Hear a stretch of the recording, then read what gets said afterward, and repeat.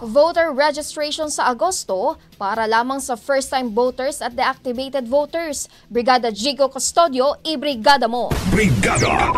Live report!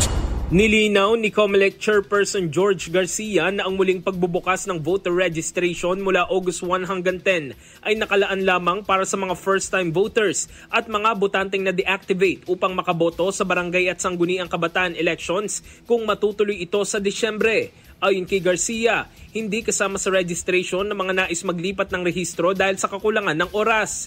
Paliwanag niya, baka hindi na umabot sa Election Registration Board hearings ang kanilang aplikasyon at kahit na makapaghain sila, posibleng hindi ito maaprobahan.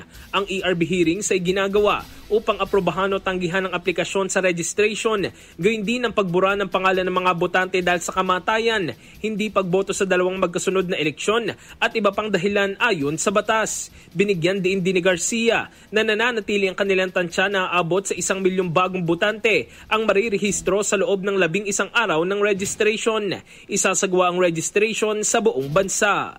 In the heart of changing lives, ako si Brigada Jigo Custodio ng 105.1 Brigada News of Manila, the Music and News Authority.